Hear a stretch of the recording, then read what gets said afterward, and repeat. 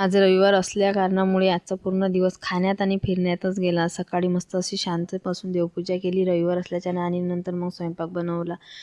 कारल्याची भाजी, वरण, साधं असंच फोडणीचं सिंपल असं वरण केलं, चपात्या, मस्त जेवण केलं निवांत बसून. कारण रोज शाळेची कामाची गडबड असते. आज सुट्टी आहे रविवारी, एवढं काही जास्त टेन्शन नाही. मग शांत बसून मस्त जेवण केलं.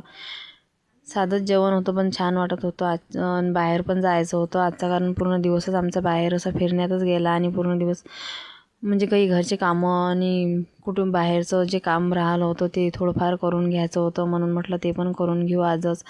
जेवण केलं. त्याच्यानंतर मग 12-1 वाजता यांनी मस्त कचोऱ्या आणल्या होत्या. नुक्कड कचोरी म्हणतात त्याला, आमच्या इथे खूप फेमस आहे कचोरी. त्यासोबत वाळलेल्या अशा तळेल मिरच्या भेटतात आणि मिठाई. मस्त होता नाश्ता. दुपारी असा नाश्ता पण केला.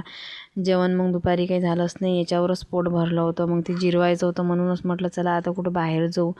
मग निघालो होतो आमच्या प्लॉटकडे. प्लॉट पाहायला कुठपर्यंत बांधकाम आलं, कारण आमच्या तिथं घर तयार होऊन राहिलं तेच पाहायला गेलो होतो. पण तिथं कॉलमपर्यंत आलं होतं, तेच बघत होतो आम्ही कुठपर्यंत आलं, कारण मी इथं काही आली नव्हती. आणि मग दोघी आलो होतो. छान असं बघून घेतलं कुठपर्यंत माल पण आला होता. तिथं रेती, सिमेंट, लोखंड सगळं दिसत होतं, ते बघून घेतलं. नंतर काही असं येणं होत नाही, रविवार असल्याच्यानं निवांत येणं झालं, कारण मग रोज असं शाळेचा वेळ असतो, स्वयंपाकाचं, घरचे कामं जमत नाही.